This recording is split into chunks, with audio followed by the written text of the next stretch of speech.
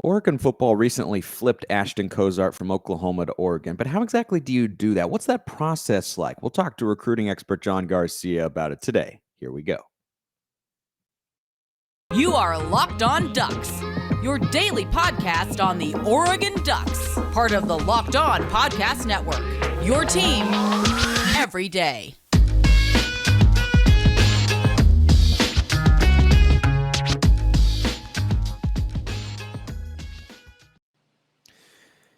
Yes, it is that time once again for Locked On Ducks. I'm your host, Spencer McLaughlin, D1 play-by-play broadcaster and lifelong Oregon Ducks fan. Thanks for making this your first listen or your first view if you're watching on YouTube every day, part of the Locked On Podcast Network, your number one source to stay up to date with the Ducks every weekday. Like, comment, subscribe wherever you're listening to or watching the show. I'm joined, as I am just about every week, by John Garcia Jr., Director of Recruiting for Sports Illustrated, to talk about the latest Ducks pursuits out on the trail as Dan Lanning and company pursue his first full recruiting cycle in Eugene. John, good to have you back as always.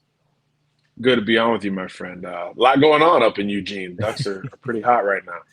Just a few things here and there, but that's what we've got you hanging around for. So the Ducks flip Ashton Cozart from Oklahoma to Oregon. And before we get to him as the player and your thoughts there, you see these flips pretty often, right? All the commitments the Ducks are getting right now are verbal. It's possible one or two, that have made these verbal commitments could flip before National Signing Day. They're the first National Signing period. I think it's December 15th or sometime around there. But in your time covering recruiting, what goes into flipping a player? Because Oregon has done this with a couple guys now. Ashton Cozart, Jordan James, the running back who was originally committed to Georgia, comes to the Ducks. These guys make verbal commitments and then they flip, but what goes into that to lead to that decision-making process? Well, I think so many things could go into a flip, Spencer. I mean, initially, just in terms of on the field, there's usually a connection, right? There's a coach that changes jobs. There's a change of scenery, and obviously that was just so critical everywhere. It felt like in the fall and even into this new year with the coaching carousel. So that's usually kind of a precursor for kids that are going to have a bit of a change of heart. I think it's always important to remember that these kids, they don't view programs like me and you do. They view them relative to the coaches that are recruiting them, the people, the relationships that they build. So oftentimes when there is change one way or the other, that can either cause a recruit to take a step back and say, hey, the coach I was really tight with is gone. So let me take a step back and reopen the process. And then another school, can jump in really quickly. Maybe it's a dream school, et cetera. And a change of heart can happen pretty fast. Or in other instances, there's a change of leadership and the school initiates, hey, we're moving on from you. We don't like this situation, maybe an academic issue, maybe an off the field issue, or maybe the evaluation changes, right?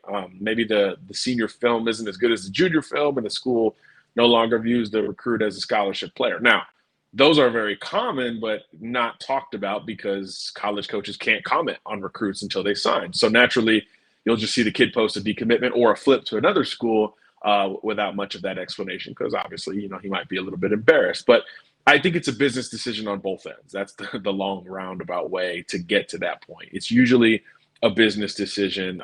Somebody gets involved, something changes. It's not typically that cut and dry, unless it's a low-level prospect who is maybe committed to a group of five school or a lower-end Power Five school, and then a bigger school comes in with an offer later in the game, and all of a sudden it's like, whoa, I need to take another look at this. And everything in between factors in too, right? Visits, your friends, your peers, schematic changes. I mean, just any change we see in the sport in general with one school could lead to a flip and or a decommitment, and oftentimes they're hand in hand.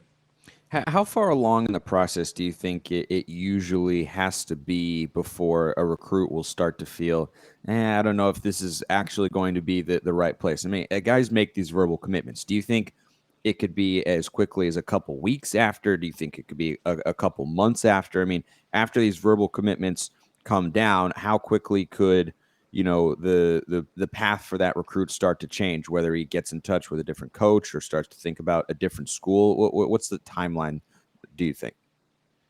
Sometimes it's the same day, believe it or not. I've talked to kids who make a verbal commitment, and then when it goes public, some of the other coaches that maybe weren't hitting the gas pedal in recruiting him say, uh-oh, I messed up here. And they start to double down and say, hey, look, we're still going to recruit you. Congratulations on your decision, but we're still going to recruit you. We might recruit you harder. And immediately there could be some doubt with the school that a prospect just picked. I mean, there really is no singular formula for a decommitment, but oftentimes the timeline of the recruit can initiate some change in how other schools recruit them, which makes sense again, especially when you could look at it from a business perspective. But other times it's something that never comes up until later in the game. Something changes on the field or with the coaching staff, et cetera, and the kid's not even thinking about decommitting, and 6 months go by. And now all of a sudden a new offer comes in or something else, with change. And all of a sudden it's like, well, I should consider it because you only go through the recruiting process once. At least that used to be the phrase before the transfer portal. So it's really no singular way to look at it. But sometimes, yeah, I mean, the moment a kid announces a verbal commitment, sometimes other schools are like, hey, our bad, but we're not going anywhere. And that obviously, when you're talking about 16, 17, 18-year-old kids, that can have a big impact. So Oregon got this flip from 2023 four-star wideout Ashton Cozart, who was committed to the Oklahoma Sooners, but is now going to come to the Ducks. What do you know about, or what kind of drove that flip, other than what the rest of us can safely assume, which is that Junior Adams was his primary recruiter? Yeah, Junior Adams is on a hot streak, and I know the support staff at Oregon is grown. It is SEC version 2.0 with Dan Lanning at the helm, and I know that there's a lot of contributors to this kind of hot streak that Junior Adams and the wide receiver room in general has been on since Kyle Casper jumped on board, Jaron Dickey, and now Cozart. So yeah, that group is recruiting as well as any position group in the country for any one particular school. But I think with Cozart, the other catalyst with changes of heart is the visits. He's a Texas kid, was committed to Oklahoma, like you said, in February, and that new coaching staff at OU. So he already was kind of in the mindset of, okay, I'm going to join something new. I'm not going to join something established in terms of what they want to do offensively. I'm going to buy into the coaches and what they are planning to do as opposed to what we've already seen on the recruiting trail. So naturally, when you're open to one situation like that, another one like Oregon kind of makes sense to explore. Every kid wants to get up to Eugene. It's a unique campus. It's got an allure beyond the uniforms and the flash of what we come to perceive that program as. And every kid who visits comes away really impressed, particularly those from outside of the region. And Oregon has done a really good job in the state of Texas in particular over these last couple of cycles through the transition from Cristobal to Lanning. And you got them on campus. And I think sometimes it's that simple. You've got a red hot recruiter and a belief under Kenny Dillingham that this offense will remind folks of what the perception of Oregon is offensively. And you see a lot of buy-in, whether it's through the transfer portal or now in high school recruiting. And that stuff can capitalize on itself, even without a quarterback committed, even without that class headliner as the trigger man at the position. You could still see offensive momentum with the belief and what is being sold. And I think that's a credit to Lanning and Dillingham and Adams all together. But again, on top of that, it's a visit. I think the culture of being a verbal commitment and shutting it down completely, not talking to anyone else, no more visits. I mean, that's such a product of yesteryear. I mean, there are elite quarterbacks that are planning to make a commitment and potentially continue to take visits. So even at that position, that is beginning to change. And I think just the player empowerment era, NIL, just the business of college football and the individual potential of a recruit to market himself has caused more of that, more uncertainty with any one program until it is time to sign a national letter of intent. But I think with Cozart, he was galvanized on campus and kind of felt that momentum. And as you said, Junior Adams leading the charge there certainly helps. And now Oregon's building one of the best receiver rooms for this class of 23 all of a sudden. Before I ask you what he can bring on the field, I'll remind you all this episode is brought to you by Rock Auto. With the ever-increasing numbers of makes and models, it's impossible for your local chain auto parts store to stock all the parts you need. Save time and money when using Rock Auto. They're a family business serving do-it-yourselfers for over 20 years. Go explore their easy-to-use website today to find the solutions to your auto part needs. Go to rockauto.com right now. See all the parts available for your car or truck. Right, Locked On in their How Did You Hear About Us box so they know we sent you. Amazing selection, reliably low prices, all the parts your car will ever need, rockauto.com. So we've gotten through Cozart's recruitment to Oregon, how he flipped from Oklahoma. But what should Duck fans expect from him on the field when he gets to campus next year? What sort of player does he project at the wide receiver position? He's a speed guy, and if you're an Oregon Duck fan, you should probably expect that anyway when receivers start to join the fold. But Cozart is a legitimate speed threat, vertical threat on the outside, 10.7 in the 100-meter dash. He's in the 4.4, 4.5 range in the 40-yard dash, and that's really what he shines with on tape. So he's not just a track guy, which is nice because that perception can certainly hurt a program to a degree. But Cozart's a vertical threat. I mean, he wants to push a defensive back against his leverage, get him to flip his hips, and then run by him. I mean, there's so many examples on tape where a defender doesn't get their hands on Cozart, and it's just an easy identifier for the quarterback and an easy touchdown for Cozart once that football is in the air, because he's just one of those guys that you have to reroute. You have to get him to change his course because he could just run by you. And that's something that every offense needs, just in terms of from a threat perspective. You need that guy who could simply run by you. Now, is he the most polished receiver? Does he have a lot to work on? I do believe he does need to build a counter to that. It's like we talk about with great pass rushers. You could win with a speed rush, but can you counter? Can you work underneath? Can you play at the point of attack? I think with Cozart, that's the development you want to see at the wide receiver position. We know he can win with the long ball and with the vertical route, that 9 route, but can you work underneath? Can you play? Can you win with physicality at the catch point? You know, he's a tall, slim wide receiver. So I think what would come with that added weight you always expect in college is a little bit more of physicality. And then once he works with Adams and continues to progress, you'll see a little bit more route construction, a little bit more plan of attack between the ears as much as it is in terms of just running by guys. So the foundation is really strong here. He's got good ball tracking skills, good hands as well. And he plays great competition. You know, Flower Mound area outside of Dallas is really strong in the high school football department. You know, Marcus High School has had big name quarterbacks, big name opposition pretty much week in, week out forever. So, you know, from a competitive standpoint that he's doing it against fellow Power 5 FBS type of recruits as well. So you do feel a little bit better about the ceiling of his game, knowing that as well. But again, on the surface, just a speed demon, a guy who could really challenge the depth of the secondary, and he's got upside to develop some of those counter traits that could make him a more complete receiver. But this is a really, really strong get for UL. 6'2", 180 pounds, could probably afford to put on a few, just a few here and there. But he's got another year of high school, and then you get him on a college campus. You get him into the cafeteria and eating and whatnot, put him in the weight room, and that's certainly all a part of the process of college football. Another guy who the Ducks are looking at and have offered in the class of 2023 is someone who's a new name for us here on the show relative to the other recruits that we've been talking about here on Locked On Ducks. Samson Oakenlola, a big, physical, pretty agile and athletic offensive lineman as well. I think he reminds me a little bit of Josh Connerly, who's coming to the Ducks a little bit this fall. What does he project as when you look at him compared to other Power 5 offensive linemen, and how do the Ducks currently stand? Because I saw that they were kind of in the fold of his latest trim down of schools. Yeah, Samson is really close to the vest in terms of how he approaches information in his own recruitment. But look, he just visited, right? So we know Oregon's in it. It was an unofficial visit.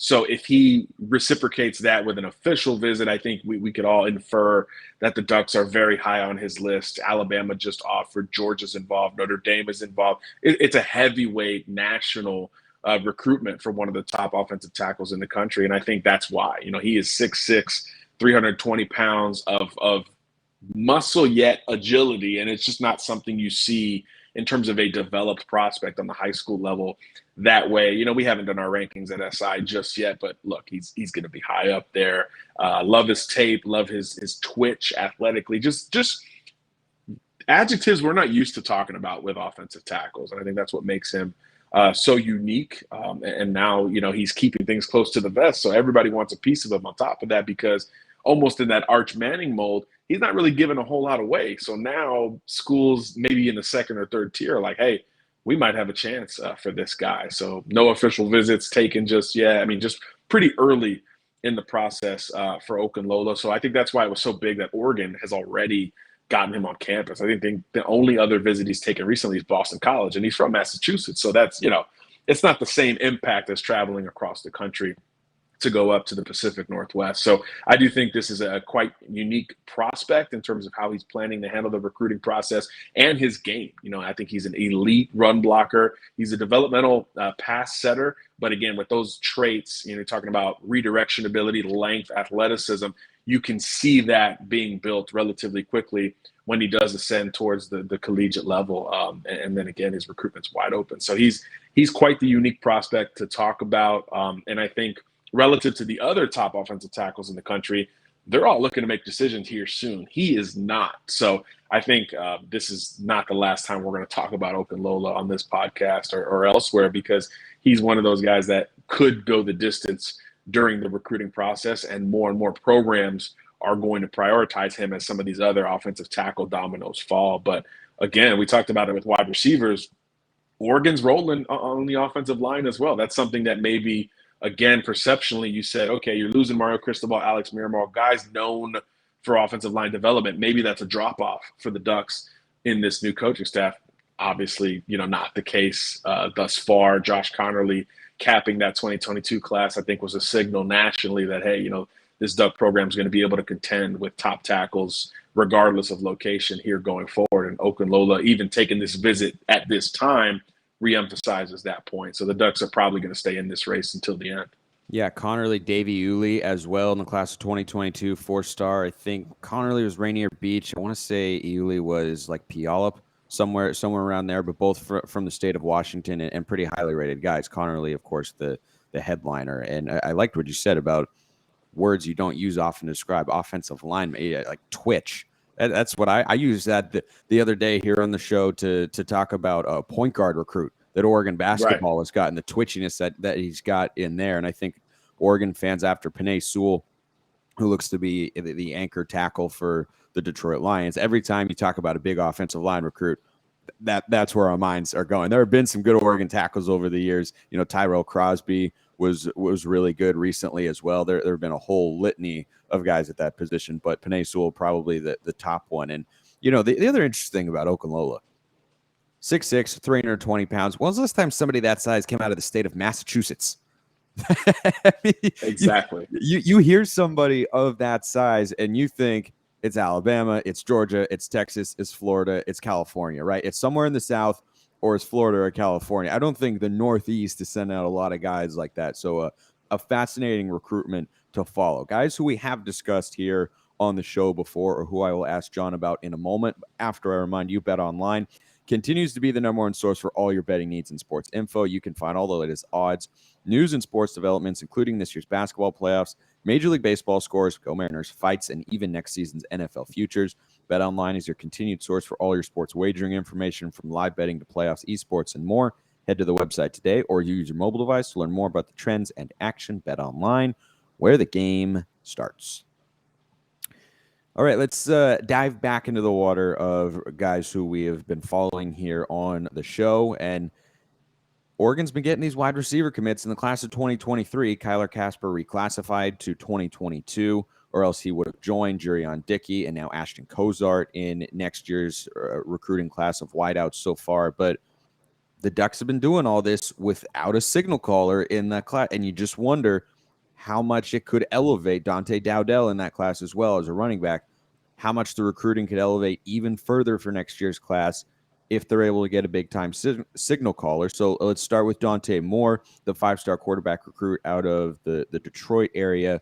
What's the latest on his national recruitment, and where are the Ducks in that mix?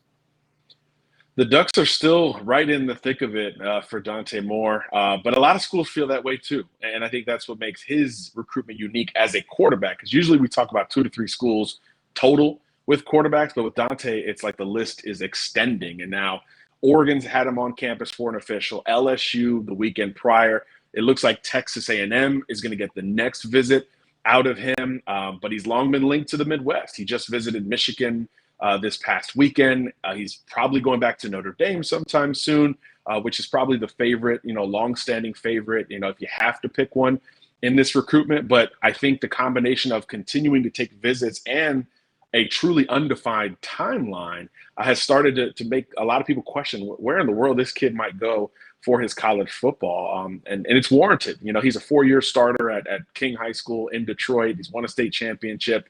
He's probably one of the better pocket passers in this class, but does have some mobility and a very strong arm to go on top of that. But Oregon's, casting a wide net beyond Dante as well. But Dante is already taken the official. I think that's unique relative to some of the other quarterback targets. And he's shown the capability of hitting the road again, regardless of taking an official to one school. Like, he's been to LSU multiple times, including that official. Same thing with Eugene. Same thing with some of the other programs that he's visiting multiple times. So I do think that for Oregon, you're keeping an eye on those visits with Dante. And certainly, again, some of the same things we said earlier about the vision of Dan Lanning, the cell of creativity under Kenny Dillingham in terms of expanding the Oregon offense relative to what we saw under Mario Cristobal. All those things resonate with wide receivers and running backs, which we've seen tangibly in terms of who they've added. Of course, it resonates with quarterbacks as well, particularly with Dillingham,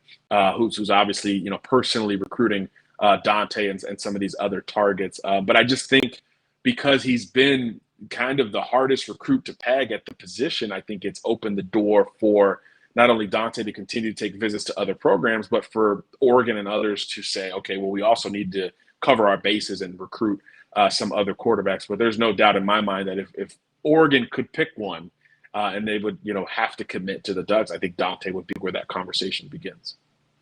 What about Jaden Rashada and his brother Roman as well, who Oregon is not in on, but we've talked about here before how sometimes brothers want to play together, sometimes they don't. But if Roman were to go to, say, an Ole Miss that's also looking at Jaden Rashada, you'd think that would potentially give him a leg up, like the defensive end we've talked about as well, Mateo Uiagalelei. You're going to talk about Clemson because his brother is already there. So briefly, where is Roman at in his recruitment, and then what about Jaden as well? Yeah, Roman's got a DM from me in his inbox that I'm hoping he responds to here soon because he's got his final three. It's Miami, Virginia Tech, and Ole Miss, as you mentioned. Of the three, Jaden's only being recruited by 2, Ole Miss and Miami. Miami's still looking for a quarterback. Ole Miss actually got a quarterback commitment last month, so maybe that affects where Jaden Rashada's mind is. So you wonder there. But with Roman, he's going to decide sooner. It's basically any day. He's got his final 3. He's done with visits. So it's really a matter of, do you commit and then take some visits to make sure, or are you done when you make this verbal commitment? And that could be the conundrum internally with the Rashada camp. But we know he's going to come off the board before Jaden. And Jaden is scheduled right now to commit June 18th. So that's, 3-4 weeks from now. But he's going to take visits too. And I think that's what continues to make this interesting. Of course, the most recent trip was out to Eugene, finally, for Duck fans. I know, he had been scheduled to take a visit out there and then went to Ole Miss on that official visit in April, but he finally got back to Eugene, and it was supposed to be a 1-day visit, but it ended up being a 2-day visit up there. He actually canceled a camp that he was scheduled to attend in order to stay in Eugene for one more day. That's got to be a positive sign for the Ducks. And as far as I can tell, the visit wasn't an official visit. So in theory, you could get one more visit out of Jaden before he wraps things up on June 18th. But in terms of what we know going forward, Texas A&M will get a visit. Maybe Miami gets another one. LSU is trying. Arkansas is trying. Other schools are trying to get him on campus. But, the only one we know about right now is Texas A&M. So it's kind of simple. Dante Moore and Jaden Rashada, 2 top Duck quarterback targets, are both going to visit Texas A&M here in the next couple of weeks. So keep an eye on the Aggies. That could help shape of who ends up at Oregon at the quarterback position, at least between Dante Moore and Jaden Rashada. Moore's the most well-traveled quarterback. Rashada's, coming for that throne, if you will, with the visits he does have coming up. But I do think, even though he's got a top 7 out, I think some of those schools in that mix probably don't feel as good as Oregon does today. Ole Miss, as we said, already has a quarterback committed. Cal is on that list. Don't think they're a major player, although they've been recruiting him as long as any program on his list. I think it's more about the other 5 schools. Certainly, Oregon's going to play in this thing. Miami's still looking for their first quarterback commitment in this class of 2023. We mentioned LSU, A&M as well as major contenders. So I do think Jaden, again, the familiarity, the West Coast, the Pac-12 in general, it is going to help Oregon's chances. He finally got that visit in and probably has one more in the bag if he wants to take an official up to Eugene. And I think those parameters line up very well relative to Dante Moore, who already took that official visit to Eugene. So I think the most likely would be Rashada 1, Moore 2. And then there's Avery Johnson. He's kind of the new name who's scheduled an Oregon official for June 17th. So if you're keeping track here, Dante Moore is going to visit A&M, and he could pop at any time. Jaden Rashada is popping on June 18th, so basically when Avery Johnson's in Eugene. And Avery Johnson wants to commit before he goes to the Elite 11 on June 28th. So we're pretty close to figuring out what this Oregon Duck situation is going to look like at the quarterback position. Again, you're going to have visits from all 3 of those guys before all is said and done, and they all want to commit relatively soon, which I think is good news. So you're gonna, that anxiety that's probably building is going to be relieved here in the next month or so. But I couldn't tell you which guy it's going to be. I think Rashad is the most likely, but it's certainly not a home run.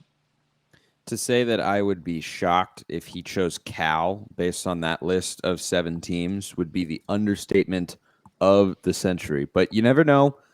I suppose crazier things have happened. One of the top recruits in the country not long ago decided to go to Jackson State when he had offers from big Power 5 programs. So you never know. It's just all about the connections that are formed. It's possible, but I'd be pretty surprised if he went to Cal. Plenty to continue to monitor, which is why John Garcia Jr., the director of recruiting for Sports Illustrated, is a recurring guest here on Locked On Ducks. Thanks, John. Thank you, Spencer. Thank you all for making this your first listen review of the day. You can check me out on Locked On Pac-12, covering the Conference of Champions, for your second listen. I appreciate everyone listening. Have a wonderful rest of your day, and go Ducks.